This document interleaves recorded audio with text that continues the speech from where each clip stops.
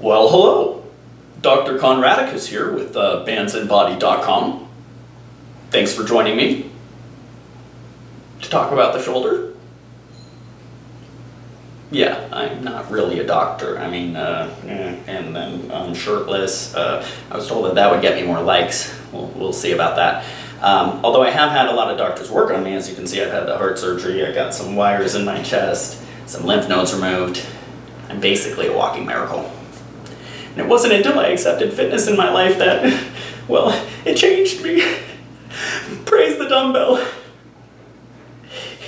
Anyway, so, okay, we're supposed to be talking about the shoulder here. So I'm just a measly old personal trainer, mainly educated through YouTube and books, so take it for what's worth, okay? All right, so I like to think about the shoulder joint as a golf ball sitting on a golf tee. Well, like this. Well, and it would be upside. Well, you get the picture. So that's what gives it its large range of motion. Actually, the largest out of any other joint in the human body, and therefore the most injured, and the reason why I've become educated in it somewhat. And it's not really a ball and socket joint. Like if you look at the hip and the way it's cradled in the pelvis, that's got more support and little restricted movement. Now, the shoulder joint is actually comprised of, well, basically two joints. Three, if you consider this, where the clavicle connects to the sternum here. But we're focusing on the sweet spot here, which is where the clavicle connects to this bump here, which is called the acromion. They call that the acromioclavicular. I thought that was very clever of them, yeah. And then the humerus, where that connects to the scapula. And they call that joint the glenohumeral. Yeah, I used to know a guy named Glenn. He was pretty humorous. He was pretty funny. But that's neither here nor there. Anyways, so and then in between that, there was a gap where a series of muscles slide through. That gap is called the subacromio space gap, something. It doesn't matter. Some scientific term. But the muscles that slide through that gap are comprised of the rotator cuff. Cuffs, I'm going to say cuffs, because it's plural. There's not just one, not even two, not even three. There's four of them. Four rotator cuffs. And they are as follows. You have the supraspinatus, which controls this movement here. Anything beyond that is going to be deltoid, which is what people mainly think of. This is the shoulder muscle, they think. And then you have the teres minor, which is, right there. Controls this external rotation movement. And then you have the infraspinatus, which is the lats back here. Controls this movement. And then the subscapularis, which, is in front of, in front of the scapular bone, controls this movement. Yeah. And so those four comprise the rotator cuff, which comes under that gap and connects to the humerus. And there's four of them. And did I say four? Yeah, there's four of them. Freaking four! Can you believe that? Yeah. All this time.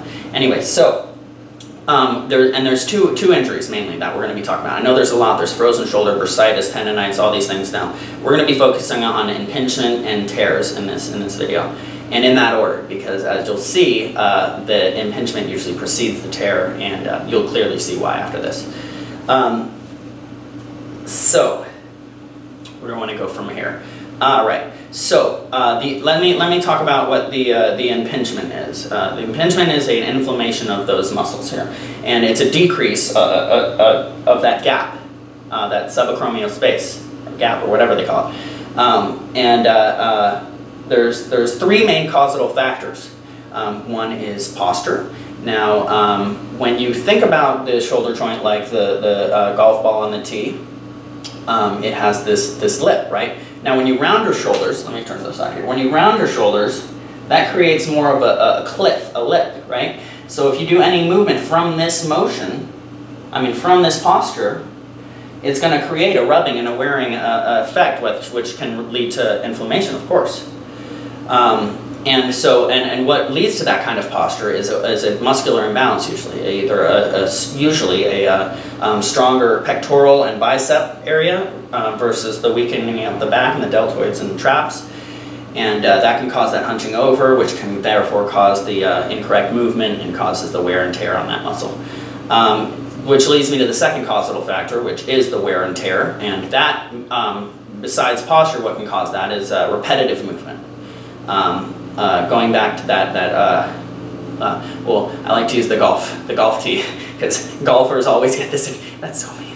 Anyway, so the golf swing, the repetitive motion of the golf swing. You sit at that driving range all day long, swinging that club, blah, blah, blah, blah, blah. I hate golf, because I suck at it mainly, but anyways. So, yeah, so the repetitive movement causes this wearing on the cartilage, on the joint, and then those muscles get inflamed, and, you know, it's bad news.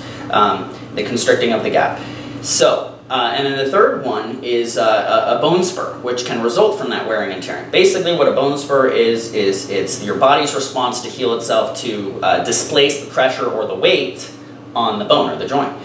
And so that's what it does. It's an outcropping, an outgrowth of bone, actual bone, which presses down on that muscle. Now, why that leads to the tear is because if you think about something being pinched and then it's being pulled on, it's clamped, obviously there's a lot more tension there, and that's what causes that rupture or the slight tear.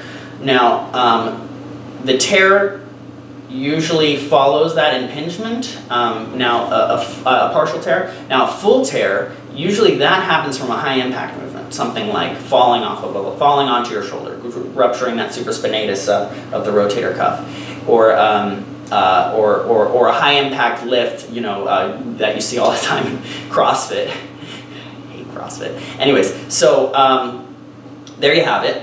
Now, there are some tests you can do to diagnose it, and there are some exercises you can do if it's torn or if it's impinged and inflamed to heal it. Basically, if it's impinged, you want to create space in that gap. So a lot of stretching stuff that you can do with a physical therapist, and there are some stretches that you can do on your own. One I'll show you right here is you put your shoulder against the wall and you kind of like spin into it a little bit, applying some pressure there. You can also take your arm up here, spin into it like that. And there are many things that you can do to strengthen it as well. And those are things like what we were just talking about, the going through these with some sort of resistance. I like to use the bands, BandsAndBody.com, BandsAndBody.com. Did I say BandsAndBody.com? Yeah, BandsAndBody.com.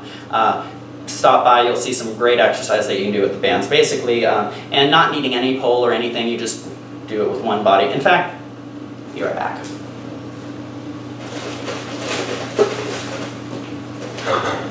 BRB. Great, this one's covered in sand. Perfect. So, you know, strengthening the supraspinatus out this way. Small, tight movements. That's why I love the bands, because they're so safe, effective in the healing. You can do small, tight movements, and the bands give you constant resistance up and down. Unlike with the weight, you are relying on gravity for where that impact is going to take place, where that pressure is going to take place. The bands, you can control it, and you can keep the resistance constant. Now, let's see, where were we? Then, well, let's just go up here with that infraspinatus. Same motion. You might want to support your elbow like this, just like that. You can bring it around your back and get the other way of the subscapularis, which would be down here like this. Then, and I'll just show you with this arm, get that external rotation of the teres minor, which would come out this way. You can even take the band and clamp it at your hip to get more of an impact, and you'll feel it there physically, like that. And then tests. We were talking about the you know, the movements that I was showing you in the beginning here, and what I just showed you again. Now there's trigger points on there, and sometimes when those are held or assisted, because usually it's the muscle you know, struggling to keep the limb afloat, when there is pressure in there, sometimes it can free up and give you more range of motion. And for the supraspinatus here, that teres minor back here, I'd have to show you these from the back, and the subscapular here, underneath the armpit, in that tender spot right there, in front of the scapula. And then what was the one we missed? Oh, yeah, teres minor up here. Teres minor, I think. Anyways, So there you have it. Yeah, BandsAndBody.com, BandsAndBody.com, BandsAndBody.com, BandsAndBody.com. Yeah, BandsAndBody. So check it out. Amazing. Cool. Done. Stretch beyond your limits.